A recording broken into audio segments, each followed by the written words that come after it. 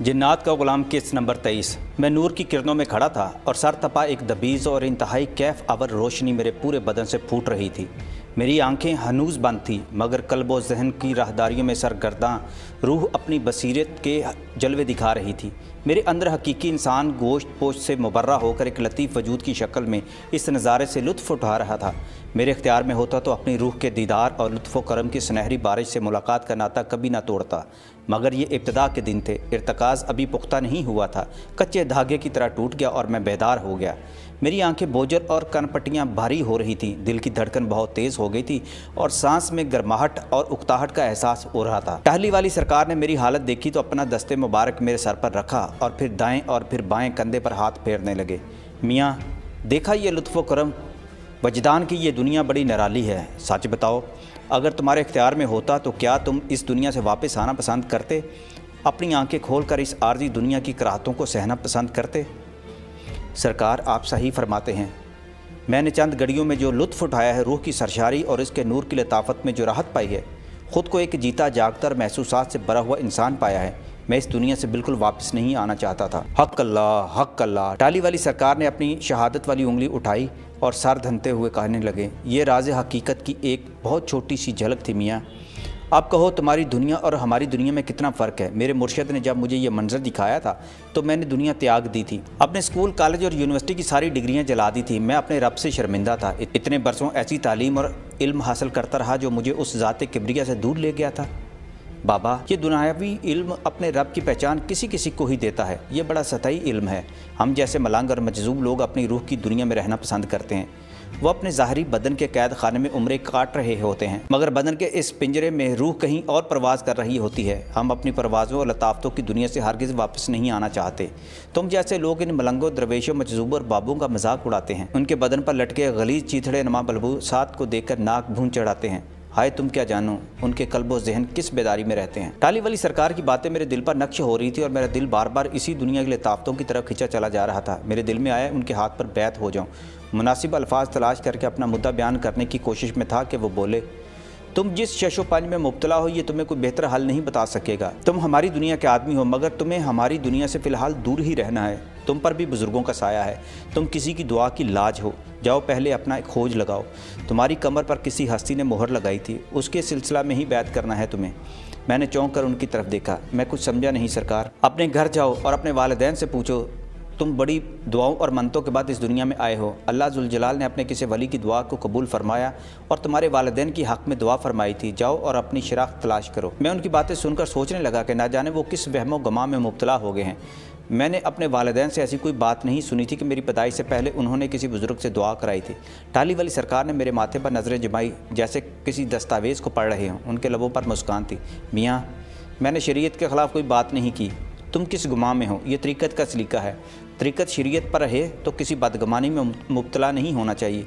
और तुम तो वैसे भी बड़े खुशबख्त हो। तुम्हारे लिए एक साहिब तरीक़त ने दुआ की थी। जाओ और अब उनकी दुआओं का हक़ अदा करो और उनके लिए भी दुआ करो।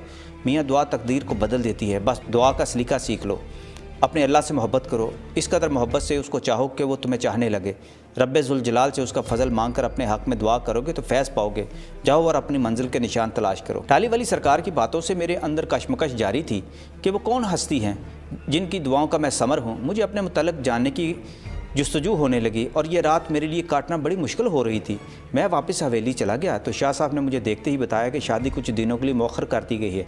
उनका चेहरा सता हुआ था मगर मुझे इस खबर से आगाह करते हुए वो खासे परेशान भी थे। क्या हुआ? मैंने दरियाफ्त किया। जुलेखा की तबीयत ख़राब है। चाची ने बाबा जी से बात की है कि शादी कुछ दिनों के लिए मौखर कर दी जाए। ये पहला मौका था जब ये खबर सुनकर मुझे कुछ अजीब नहीं लगा। ना ही इस शादी के मौखर होने की खबर सुनकर मेरे अंदर लड्डू फूटे थे और ना ही मैंने ज़्यादा इस्तफसार किया। मैं तो अपनी खोज के भंवरों में गर्काब हो रहा था।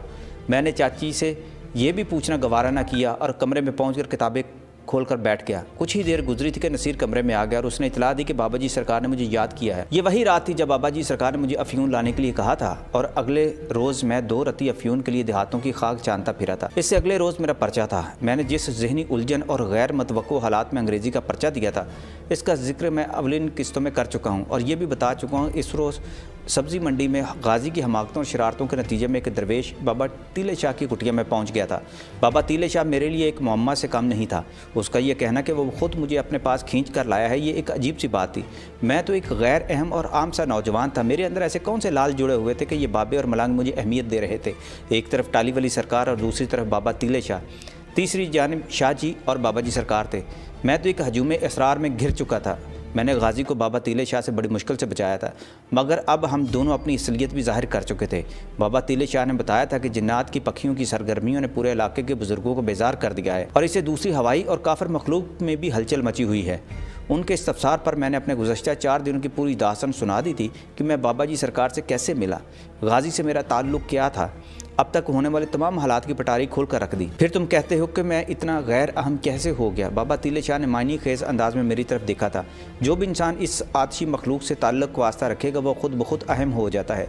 मेरी एक बात याद रखो, मकनातीस ही मकनातीस को खींचता है और ये लोहे का बरादा इस मकनातीसी डंडे के साथ खिंचा चला। कभी तुमने देखा है इन मंगतों को? वो मजदूरी भी करते हैं और लोहे का बरादा भी इकट्ठा करते हैं। वो खाक और गंदगी में भी मकनातीस का डंडा फेरते रहते हैं। जहाँ जहाँ लोहा छुपा होगा डंडे के साथ खींचा चलाएगा। तुम्हें भी इस रूहानी डंडे ने खींच निकाला है।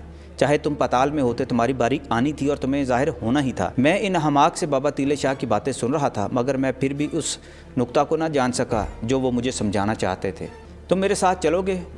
उन्होंने इशारे से गुफ्तगू करते हुए बताया। कहाँ? उधर सईदा वाली पीर काके शाह के मज़ार पर जाना है, चलोगे? मैंने सईदा वाली का नाम तो सुना था, मगर आज तक वहाँ जाना नहीं हुआ था। मेरे वालिदैन बहुत साल पहले वहाँ कुछ अरसा गुजार कर आए थे। सईदा वाली सियालकोट शहर से 4-5 किलोमीटर के फासला पर नाला एक के किनारे पर एक कदीमी कस्बा था। वहाँ बुजुर्गों की कबूर थी और उनके आला हज़रत पीर जमात अली शाह रहमतुल्लाह अलैह के साथ ख़ानदानी मरासम भी थे।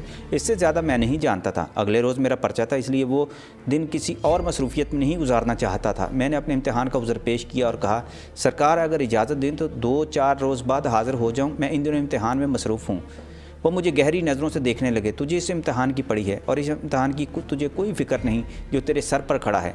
मैं खामोश होकर उन्हें देखता रहा और ज़ुबान से कुछ नहीं बोला।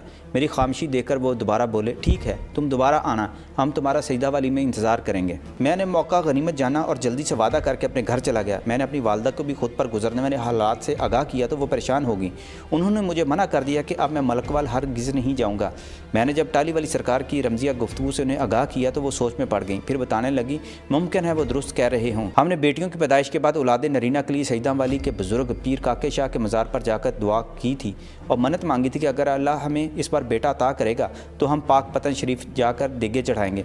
तुम्हारी पैदाइश के बाद हमने अपनी मन्नतें पूरी की थी। मुमकिन है टाली वाले सरकार का यही मंशा हो। तुम कभी सईदा वाली गए भी नहीं और ना ही कभी पाक पतन शरीफ जाकर हज़रत ख्वाजा फरीदुद्दीन गंज शकर के मज़ार पर तुमने हाज़िरी दी है। वालदा की बातें सुनकर मुझे बाबा तीले शाह की बातें याद आ गईं। वो मुझे सईदा वाली लेकर जाना चाहते थे। उसका मतलब था कि टाली वाली सरकार और बाबा तीले शाह दोनों मुझे एक नए रास्ते और मंजिल की तलाश में डाल रहे थे। मैंने वालदा से वादा कर लिया था कि मैं अब मलकवाल नहीं जाऊंगा, मगर जब शाम होने लगी तो मेरे अंदर बेताबियों के अलाव भड़कने लगे और मैं खुद पर काबू ना रख सका। मेरे जहन पर इन हस्तियों की अकीदत का इस कदर तसल्लुत हो चुका था कि मुझे अब इम्तिहान की फ़िक्र ही नहीं रही।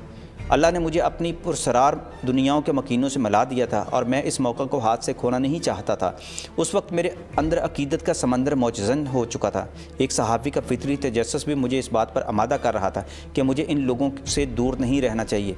बस मैं वालदा को बमुश्किल कायल करके मलकवाल चला गया। वो रात मेरे लिए बड़ी अहमियत अख्तियार कर गई थी। बाबा जी सरकार मेहमान खाने में ही तशरीफ़ फरमा थे और ख़ासे मसरूर थे। मैं जब पहुँचा तो देखते ही फरमाइश की, शायद मियाँ गाजी को आइसक्रीम और जलेबियाँ खिलाते रहते हो, मगर हमारे लिए आम लेकर नहीं आ सकते। मैं शर्मिंदा हो गया। शहर से खाली हाथ ही गांव पहुंचा था। जहन में एक लहजा के लिए भी ख्याल ना आया कि उनके लिए कोई शय ही ले जाऊं। सरकार, मैं कल शहर से आम लेकर आऊँगा। बाबा जी को जल्दी थी इसलिए वो चले गए। उस रोज़ शाह साहब भी बड़े मसरूर थे। तुमने खासी देर लगा दी वापस आने में। मैंने उन्हें दिन भर की सारी तफसीलात से आगाह किया, मगर ये नहीं बताया कि बाबा तीले शाह से क्या बातचीत हुई। अगर तुम वक्त पर आ जाते तो तुम्हें एक केस में अपने साथ ले जाता। कैसा केस? मैंने पूछा। पुलिस फिर आ गई थी? नहीं यार, वो हंस दिए। हम लोग जब किसी का कोई मसला हल करने जाते हैं तो उसे केस बोलते हैं। वो बताने लगे, उधर साथ एक बड़े कस्बा में मलक साहब के एक दोस्त की बेटी पर जिन काबिज हो गया था। लड़की भी उसकी गिरफ्त में आ चुकी थी और वो इस जिन को छोड़ने पर राज़ी नहीं थी। वो इससे शादी करना चाहती थी। अल्लाह का शुक्र है कि मैंने बाबा जी की मौजूदगी के बगैर इस लड़की को जिन से आज़ाद करा दिया है। ये सुनकर मुझे इस कहानी में तजस्सुस पैदा हो गया। शाह साहब कहने लगे, ये बड़ी अजीब और मुतनाज़ सी बात है। हम इस बहस में नहीं पड़ते और इसको किसी और वक्त पर उठा देते हैं कि जिन्नात और इंसानों में शादियाँ हो सकती हैं कि नहीं।